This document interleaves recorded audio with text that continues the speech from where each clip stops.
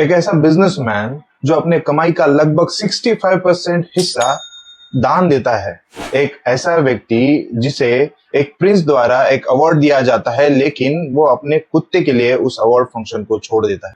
इस व्यक्ति को एथिकल बिजनेस का भीष्म पितामह भी कहा जाता है। आज हम उस व्यक्ति की बात कर रहे हैं जिसने सिर्फ बिजनेस में सफलता हासिल नहीं की, बल्कि उसके हम्बलनेस से, ह्यूमैनिटी से, उसके वैल्यूज से हर किसी को प्रेरित किया है।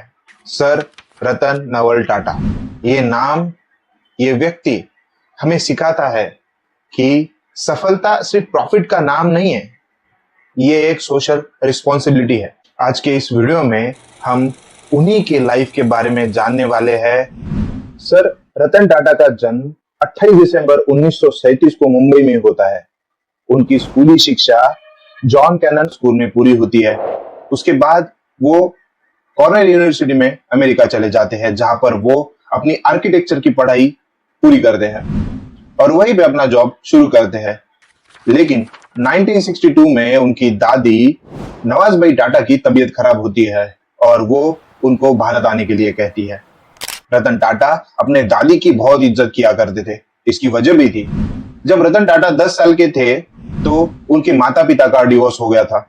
उसके बाद उनकी दादी नवाजबाई टाटा ने उन्हें अडॉप्ट किया था। उसके बाद की देखभाल उनकी दादी ने की। इसी वजह से वो 1962 में भारत आते हैं। लेकिन जब वो अमेरिका में थे तभी उनको टाटा ग्रुप को ज्वाइन करने का ऑफर दिया गया था। जब वो इंडिया वापस आते हैं तो जमशेदपुर की टाटा स्टील की फैक्ट्री में वो एज एक नॉर्मल वर्कर की तरह शॉप फ्लोर पर काम करना शुरू करते हैं। टाटा की एक कंपनी होती है नेल्को, जो कि उस वक्त रेडियो मैन्युफैक्चरिंग का काम करती थी। वो घाटे में चल रही थी और 1971 तक उसका मार्केट शेयर 2% ही रह चुका था। 1971 में टाटा को उस कंपनी को रिवाइव करने के लिए भेजा जाता है और सिर्फ 4 साल के काल में सर रतन टाटा उस कंपनी का मार्केट शेयर 2% से 20% तक ले जाते हैं। लेकिन उसके बाद भारत में कुछ ऐसी परिस्थिति बनती है कि उस कंपनी को बंद करना पड़ता है। उनको दूसरा असाइनमेंट दिया जाता है, वो था नागपुर की एम्प्रेस मिल। इस एम्प्रेस मिल को सर जमशेद जी टाटा ने, जो कि टाटा ग्रुप के फाउंडर थे, उन्होंने एस्टेब्लिश किया था। लेकिन एम्प्रेस मिल अभी घाटे में चल रही थी और इसको रिवाइव करने के लिए सर रतन टाटा को 1977 में भेजा गया, लेकिन वो उसमें सक्सेसफुल नहीं हो पाए। लेकिन तब तक टाटा ग्रुप के सीनियर मैनेजमेंट को सर रतन टाटा की काबिलियत का पता चल चुका था। इसी के चलते उस वक्त के जो टाटा ग्रुप के जो चेयरमैन थे JRD टाटा, उन्होंने सर रतन टाटा को अपना उत्तराधिकारी घोषित कर दिया। सन 1991 को सर रतन टाटा टाटा ग्रुप के चेयरमैन बनते हैं। 1991 में टाटा ग्रुप का रेवेन्यू होता है $4 बिलियन और 2012 में रतन टाटा टाटा ग्रुप से रिटायर होते हैं। तब टाटा ग्रुप का रेवेन्यू होता है $100 बिलियन। उनकी एक बनाई कंपनी है TCS, टाटा कंसल्टेंसी सर्विसेज, जो आज की डेट में चौथी सबसे बड़ी एम्प्लॉयर है हमारे देश की और पहली सबसे बड़ी एम्प्लॉयर है प्राइवेट सेक्टर की।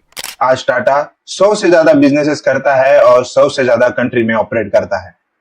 सर रतन टाटा ने अपने टेन्योर में कई फॉरेन कंपनियों को भी एक्वायर किया, जैसे कि सन 2000 में यूके की टेटले टी कंपनी। उसके बाद उस वक्त की यूरोप की स्टील जायंट कंपनी थी कोरस, उसे भी एक्वायर कर लिया। यूएस की कार कंपनी फोर्ड के लग्जरी ब्रांड्स जैगुआर और लैंड रोवर को खरीदने की स्टोरी काफी इंटरेस्टिंग है। सर रतन टाटा को कार्स और प्लेन का काफी शौक था। वो खुद एक लाइसेंस पायलट थे। 1998 में उन्होंने अपना ड्रीम प्रोजेक्ट टाटा मोटर्स की पहली कार टाटा इंडिका को उन्होंने मार्केट में लॉन्च किया, लेकिन उनका ये ड्रीम प्रोजेक्ट फेलियर साबित होता हुआ दिखाई दे रहा था। उस गाड़ी के सेल ना होने के कारण उस कंपनी को मैनेजमेंट ने बेचने की सलाह दी। इसके चलते रतन टाटा ने उनकी पैसेंजर कार यूनिट को बेचने का फैसला किया। उसी के चलते यूएस के डिट्रॉइट में फोर्ड कंपनी के साथ उनकी मीटिंग होती है, जिसमें फोर्ड कंपनी के मालिक बिल फोर्ड उनको ह्यूमिलेट करते हुए कहते हैं कि अगर आपको कार मैन्युफैक्चरिंग के बारे में कुछ पता ही नहीं था तो आपने ये कंपनी शुरू क्यों की? उसके बाद वो उनसे कहते हैं कि इस कंपनी को खरीद कर वैसे तो हम आप पर एहसान ही कर रहे हैं। ये बात रतन टाटा को अपमानजनक लगती है।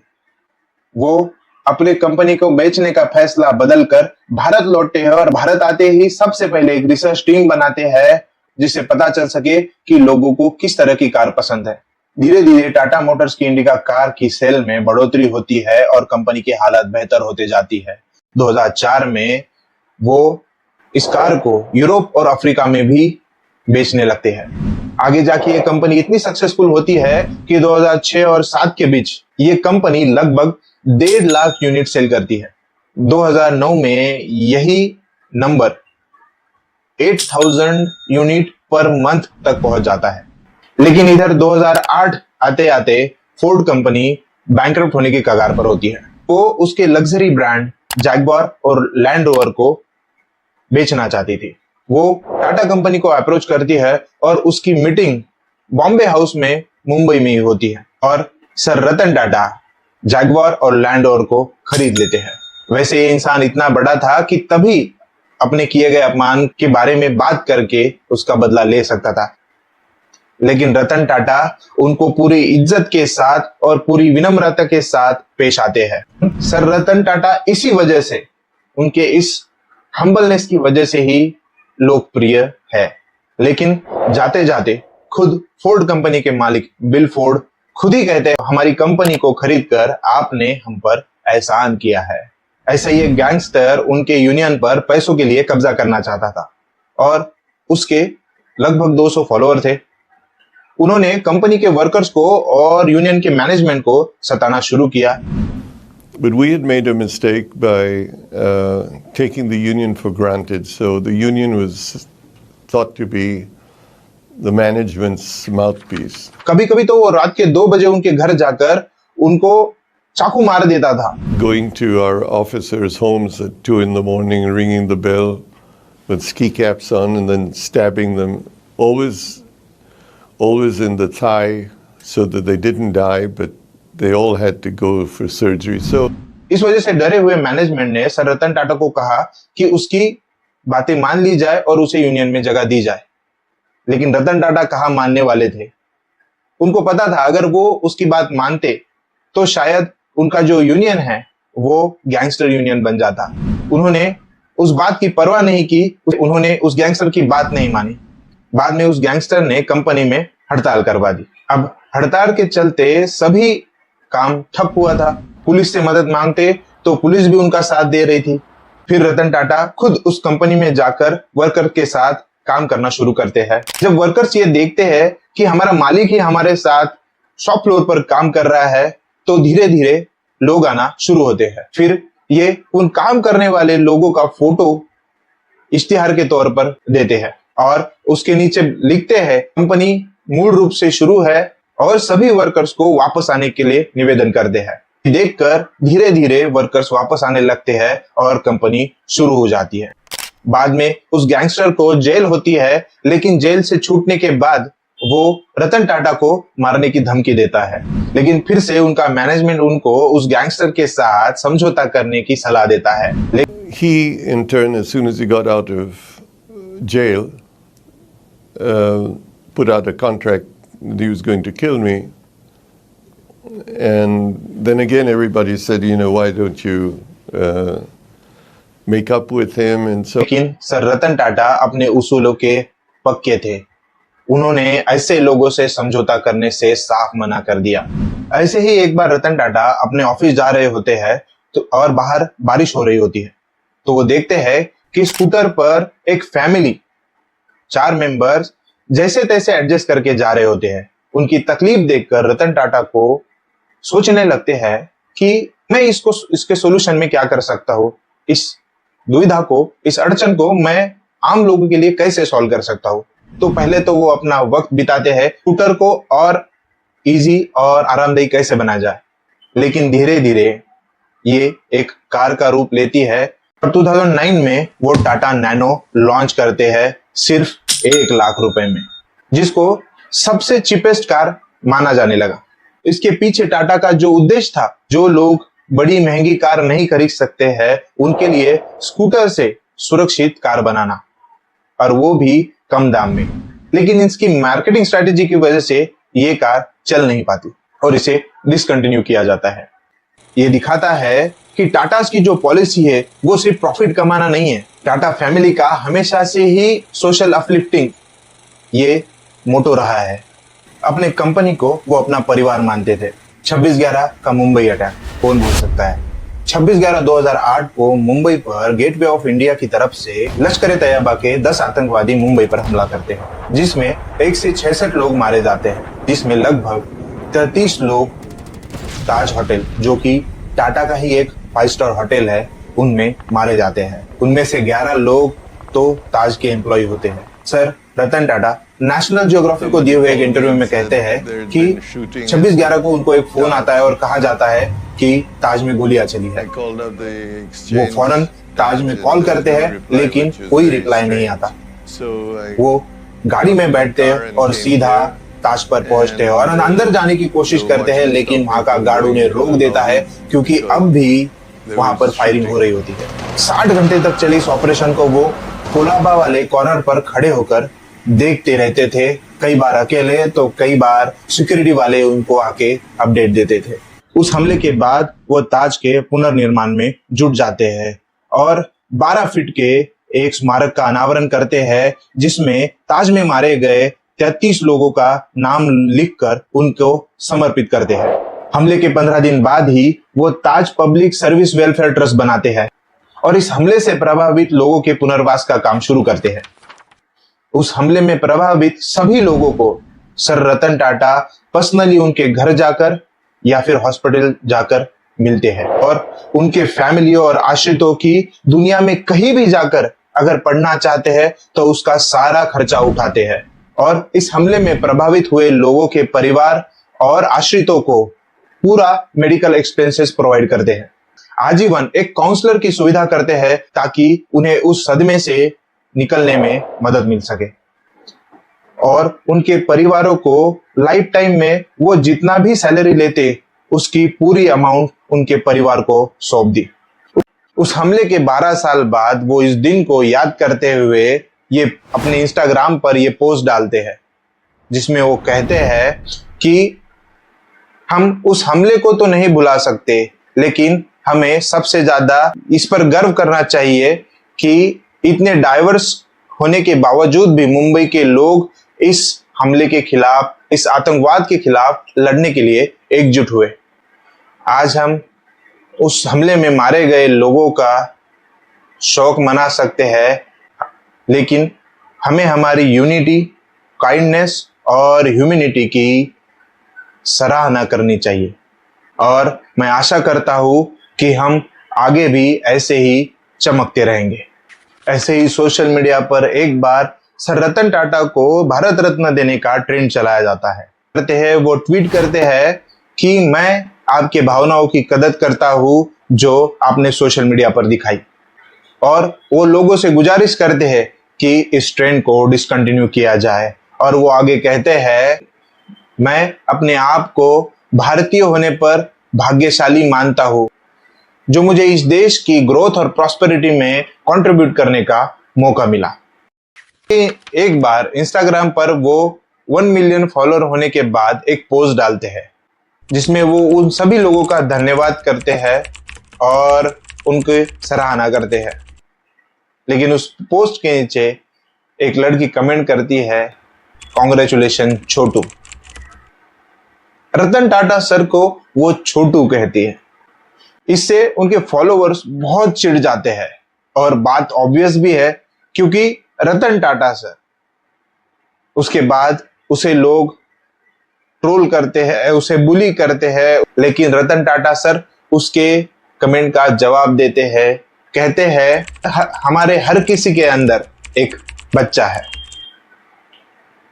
तो प्लीज इस लेडी को रिस्पेक्ट के साथ ट्रीट किया जाए। लेकिन वो लड़की इस बुलिंग के चलते अपने उस कमेंट को डिलीट कर देती है। उसके बाद रतन टाटा अपने उस इंस्टाग्राम स्टोरी में कहते हैं, एक मासूम सी युवती ने अपनी भावना व्यक्त की और उसने उन्हें अपने कमेंट में बच्चा कहा। इसकी वजह से उसे धमकियां दी गई, उसको बुली किया गया। इसके चलते उस युवती ने अपना कमेंट डिलीट कर दिया। मैं उस युवती के भावनाओं की सम्मान और कदर करता हूँ और उनसे ये गुजारिश करता हूँ कि वो दोबारा ऐसे कमेंट करने से बिल्कुल ना हिचकिचाए। उनकी लाइफ के ये इवेंट्स बताते हैं कि रतन टाटा की पहचान उनकी विनम्रता और सामाजिक सेवा में है। ये इवेंट्स ये बताते हैं कि रतन टाटा के लिए हमेशा से ही ये देश उनका परिवार रहा है। अब सर रतन टाटा के एनिमल लव्स के बारे में कौन नहीं जानता, लेकिन एक स्टोरी इस बात को पुख्ता करती है। इंग्लैंड के Prince Charles sir Ratan Tata को फिलैंथ्रोपी के लिए लाइफ टाइम अचीवमेंट अवार्ड देना चाहते थे। उसका प्रोग्राम बकिंगम पैलेस में तय हुआ था। रतन टाटा भी जाने के लिए तैयार थे, लेकिन अचानक उनके जो कुत्ते थे टैंगो और टीटो, उनमें से एक की तबीयत अचानक खराब हो जाती है और वो अपने कुत्ते की तबीयत खराब होने की वजह से वो प्रोग्राम छोड़ देते हैं। अब इससे बड़ा क्या एग्जाम्पल हो सकता है। इसी के चलते उनकी एक यंग लड़के से मुलाकात होती है। आपने इस लड़के को उनके साथ फोटो में तो देखा ही होगा। इसका नाम है शंतनु नायडू। शंतनु एक इंजीनियर है और एक बार वो ऑफिस से अपने घर जा रहे होते हैं और वो एक एक्सीडेंट से मरे हुए कुत्ते को देखते हैं। उन्हें बहुत बुरा लगता है और वो इसके लिए कुछ करना चाहते थे। बाद में उन्होंने एक रिफ्लेक्टिंग कॉलर बनाया, इसमें स्ट्रीट डॉग्स आसानी से दिख सके और एक्सीडेंट से बच सके। उनका ये एक्सपेरिमेंट सक्सेसफुल होता है और इसे वो मास लेवल पर करना चाहते थे, लेकिन रिसोर्सेस के कमी के कारण वो कर नहीं पाते। इसके लिए उनके पिताजी उनको रतन टाटा जी को खत लिखने के लिए कहते हैं। शंतनु उनको खत लिखते हैं और 2 महीने बाद शंतनु नायडू को जवाब में रतन टाटा जी को मिलने के लिए उनके घर बुलाया जाता है। बाद में रतन टाटा शंतनु नायडू को आगे की पढ़ाई के लिए उसी कॉर्नेल यूनिवर्सिटी में भेजते हैं जहां से उन्होंने पढ़ाई की थी। वापस आने के बाद शंतनु नायडू को टाटा ग्रुप ज्वाइन करने की ऑफर दी जाती है और शंतनु नायडू रतन टाटा के असिस्टेंट के तौर पर टाटा ग्रुप को ज्वाइन करते हैं। ऐसी हुई उनकी दोस्ती। बाद में ये दोनों के इनिशिएटिव से 2020 में गुड फेलोज नाम का एक स्टार्टअप शुरू होता है जो बूढ़े लोगों को अपने यंग कंपेनियन से जोड़ता है। हाल ही में 2024 में ये एक 5 मंजिला एनिमल हॉस्पिटल्स ओपन करते हैं जहां पर 2000 जानवरों का एक साथ इलाज हो सकता है। ये स्टोरी बताती है कि उनको जानवरों से कितना प्यार था और इसी के चलते उनको अपना दोस्त भी मिल गया। रतन टाटा की ये कहानी आज भी युवाओं के लिए एक प्रेरणा है। शंतनु नायडू के साथ काम करके उन्होंने ये साबित कर दिया है। सर रतन टाटा सिर्फ एक सफल बिजनेसमैन नहीं है, यह ऐसे इंसान की कहानी है जिसने अपनी हर सफलता को इंसानियत के लिए और समाज कल्याण के लिए समर्पित किया है। रतन टाटा की ये कहानी उनके जीवन के उसूलों की मिसाल देता है। ऐसे जब पूरी दुनिया पर कोविड-19 का संकट आया और पूरी दुनिया जब बंद पड़ी थी, तभी भारत के कई कंपनियों ने अपने कंपनी से कई वर्कर्स को ले ऑफ किया, उन्हें काम से निकाल दिया। लेकिन रतन टाटा ने अपने कंपनी में से किसी एक एम्प्लॉय को भी निकालने से मना कर दिया। उन्होंने अदर कंपनियों को कहा कि वर्कर्स को ले ऑफ करना ये कोई ऑप्शन नहीं है, हमें अपनी जिम्मेदारी का ख्याल रखना होगा और इसके दूसरे और रास्ते ढूंढने होंगे। रतन टाटा के इसी सभ्यता की वजह से और उनकी सोशल सर्विस के लिए लोग उन्हें बहुत मानते। हम सभी जानते हैं कि रतन टाटा ने अपने जीवन में शादी नहीं की। जब उनसे उनके शादी के बारे में पूछा जाता है तो वो बताते हैं कि उनके लाइफ में 4 ऐसे मौके आए कि जब शादी होते होते रह गई।